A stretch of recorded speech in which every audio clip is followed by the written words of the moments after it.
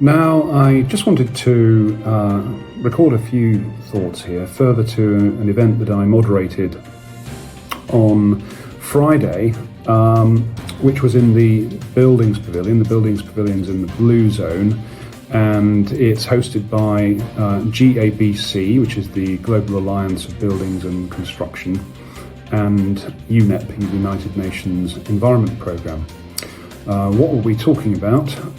We were talking about decarbonising buildings, and more specifically, data, standards, policies and tools that will support a life cycle approach. And what do we mean by a life cycle approach? Well, I think it's about getting to all the emissions across a building's life, be that the early design process, when actually many of the embodied emissions start to get locked in, through to the actual building in life, the operations of the building, what it takes to run it from the point of view of light and heat and other energy uses. And then also considering what happens at end of life as well. And what we discovered was it's a very challenging picture, actually. There's lots of standards out there, and there's lots of tools out there, and there's lots of ways of lots of ways of measuring carbon, but there's lots of ways of setting the parameters and the boundaries about that carbon that's measured in terms of over what time scale, and over what attributes of a building.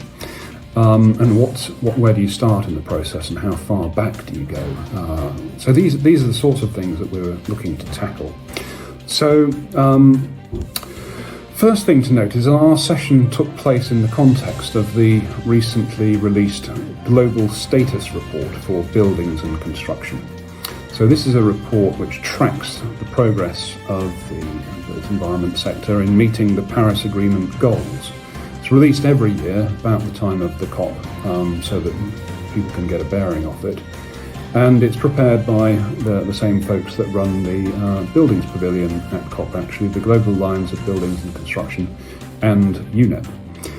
Now, the report had some rather dismal news in it, I'm afraid, that the building-related greenhouse gas emissions are not yet dropping. Indeed, there's been a very significant spike again, post-COVID spike. That's unfortunate, but there were some positives as well, some positive trends in buildings policy related to net zero, and in terms of the flows of investment that are going into more sustainable buildings.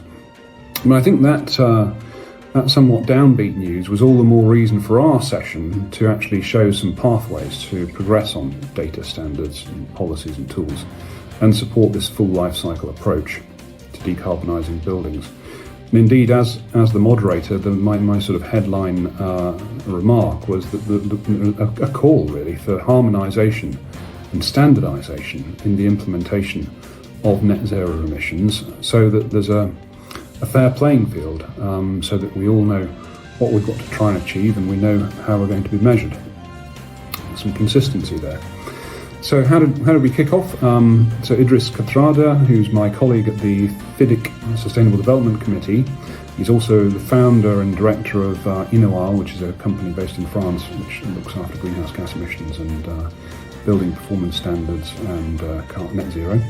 So Idris had actually convened the session, brought all the speakers together on behalf of GABC, and he went into some depth in terms of his knowledge on life cycle analysis and greenhouse gas emissions, and provide us with a landscape of the current policy and standards mix, including ISO 21931, EPBD, RE 2020, Passive House, and others. And so that gave us the picture of the sort of complexity in play there. We also heard very fortunately from Victoria Burrows, who's the Director for Advancing Net Zero of the World Green Building Council. So what Victoria did was provided us with a progress sort of overview on cities, and in particular the power of private sector and city authorities to be pathfinders and set standards for the wider sector to follow. And it was interesting to hear from Victoria because she particularly highlighted the great strides that some of the emerging economies like South Africa, for instance, are making in this endeavour, and their ability to actually leapfrog outdated standards and practices that might be more prevalent in some of the advanced economies. So that was a really interesting perspective. I asked her what was the most significant initiative that the sector needs to get behind to drive this decarbonisation of buildings. And she had no doubt about it. It's the 2030 Breakthrough Initiative.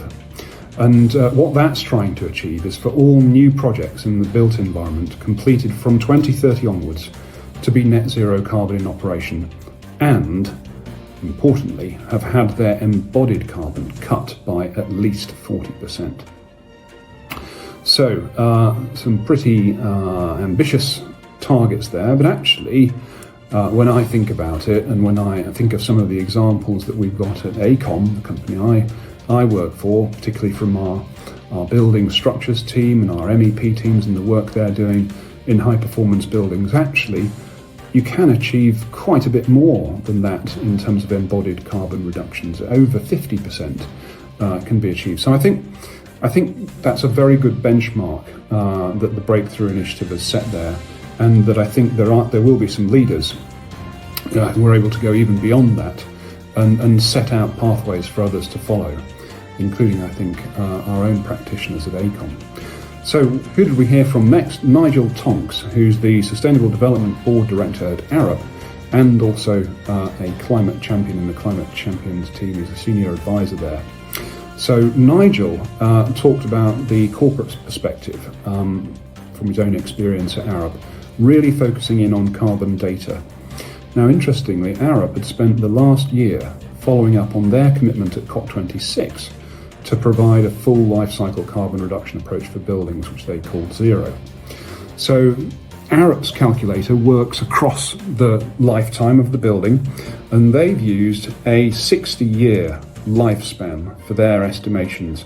And that's interesting because they've come up with that figure. There are other figures out there. Some people are using 40 years, some people are using 50 years, some are using 70. And I think this is one of the areas where we want to start coming together around some consistency, so we compare like for like when we're looking at these carbon calculations. So Arup are there on 60 years, and now Nigel told us that they've engaged over 1,000 staff across 30 countries to develop their standard for carbon calculating approaches across all the building typologies that they're engaged in designing for clients, and across a different number of climate and country energy mixes. And they found buildings ranging from 600 kilograms per metre squared in terms of carbon emissions to over 1,000 kilograms per metre squared over that 60-year whole life estimate. The other interesting thing from Nigel is he talked about handprint and footprint. So at Arup they talk about their footprint being their corporate emissions that they generate as a result of running their business.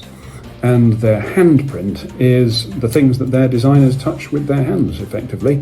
In other words, all the emissions that get embedded into projects as a result of design engineers working on them. And it's the same for all of our companies in the built environment sector who are consulting on building design and infrastructure design.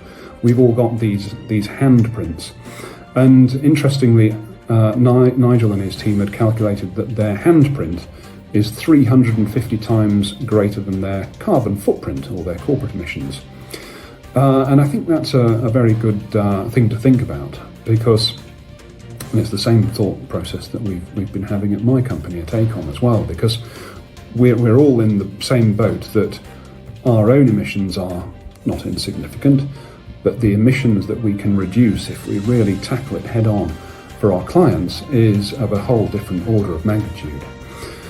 We next heard from Ryan Kolker, Vice President of Innovation at the International Code Council. And what Ryan did was he reviewed the voluntary and some mandatory standards for emphasising the significant volume. And what he did was emphasise the significant volume of standards and guidance already available on operational emissions. So I think in terms of operational emissions, we're in a very strong place in terms of a good degree of harmonisation around that already. And he noted that new drive for harmonisation on embodied carbon. And he emphasised the joint International Codes Council and ASHRAE standard 240p for evaluating greenhouse gas and carbon emissions in building design, construction and operation. Now we next heard from Harper Birgisdóttir. Now Harper was a really interesting speaker. She's the Professor of Sustainable Buildings Research at Aalborg University in Denmark. And she highlighted the very significant steps actually that the legislature is taking in Denmark to codify and cap carbon emissions for different building types. And I do recommend that you have a look at the new standards emerging in Denmark, because they are world-class leading approaches there in terms of what they're doing is driving actually a new regime for upper limits for carbon across the life cycle of buildings. So her takeaway figure, my takeaway figure from her presentation was 10 kilograms of carbon dioxide equivalent emitted per metre squared per year across the building life cycle. That's the upper limit that they're starting to look for. And actually that was quite an interesting point that she made, because Nigel and I discussed afterwards that there was some degree of consternation there, because we realised that Nigel had been talking in his section about emissions per square metre over a 60-year life cycle, whereas Harper was talking about a per year figure. And at first we thought, well, hang on, these figures don't match up at all. And then we realised, totally different timescales in operation, and it just shone a light actually on how tricky it is to get these standards right and to make sure. It's reminded me of whether we're working in centimetres and inches and the Apollo missions of long ago. Make sure we're working to the right parameters and the right periodicity and the right timescales, and then we can much more easily settle into some comparisons and understand whether we're making progress or not. Interestingly, my colleague from Aecom, representing the young engineers, Kirill Holstov, was in the room, and then he asked a question about the need for standards to include both emissions mitigation but also adaptation and resilience in the same standard. He noted that if we are to build a sustainable buildings legacy, then we need to have that legacy able to withstand the coming frequency and intensity of climate-related events. So, in conclusion, despite the discouraging news from Global Status Report, our session, I think, did end on a rather optimistic note, actually. On the one hand, we had these fantastic initiatives from World Green Building Council in terms of the breakthrough and that challenging set of goals. We had a country-level example of really how far a country can go in terms of setting the mandatory standards for building performance, with the case of Denmark from Harper. And then we had an understanding from Nigel of the importance of data and tools, methods for calculating approaches to decarbonise buildings across a whole array of building types. Across a whole different number of different countries as well. And so, I think it was a really good session. And I was reflecting on it, why aren't we making a big dent in buildings performance emissions until now? That difficult news from the Global Status Report. And I think it's because only now, in the last year or two, have we seen that concerted effort across the value chain, from the big design houses through to the major contractors and the developers and the facilities managers, to actually come together around some key performance metrics and actually start driving down those carbon emissions right through the life cycle. And so I'm very hopeful that in the coming years, and we've only got a few years left of this climate decade, we are going to really punch some holes in those emissions curves.